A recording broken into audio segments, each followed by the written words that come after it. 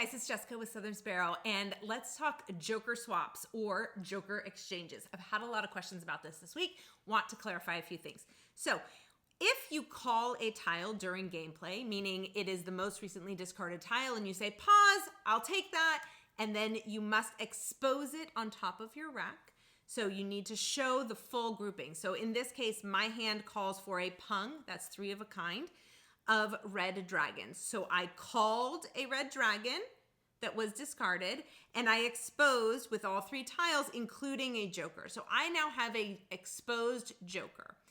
Once a joker is exposed, it can be swapped or exchanged by any player at the table who has the represented tile on their turn. So the way a joker swap works, if it's on your own rack, let's say I have my joker exposed here, on my next turn I draw the red dragon, I'm gonna say, oh, I'll make a joker swap, put the red dragon there, and I can take the joker back into the sloped part of my rack.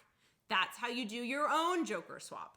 Now let's say a different player has the red dragon on their rack, and I have this exposed joker for my pung of red dragons.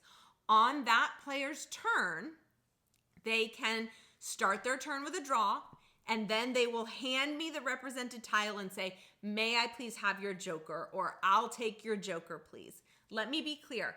When they ask for your joker, that is a courtesy. You cannot say, oh no, I want to keep my joker. You have to give them that joker if they have the represented tile. The asking is just to be courteous and not to be grabbing at someone else's tiles. So when you do a joker exchange, it's always nice to say, may I please have your joker, and hand the represented tile to the other player, but they cannot say no. So then you would take the represented tile and give the other player the joker, and they could then put that in their sloped part of their rack to be used at a different time in the game. Let's talk one more little nuance of joker exchanges. So let's say that I have this pung exposed with that joker there, and a player does have the red dragon, but discards it without making the joker swap.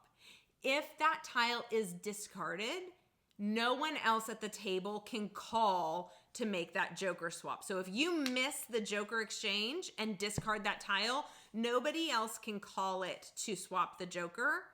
And if you put it down and say red dragon and someone says, oh, you missed the joker, you can't then pick it back up and make that exchange. If the joker swap is missed and that tile is discarded, that tile is dead for that joker exchange. This is true even if you're using blanks. If someone misses a joker exchange and discards the tile, you can't use a blank to then recover it for that joker exchange. Now let's say that you are another player who needs a red dragon for your own hand, for your own exposure, then you can call that discarded red dragon that missed the joker exchange for your own exposure, but it cannot be called to make this joker exchange.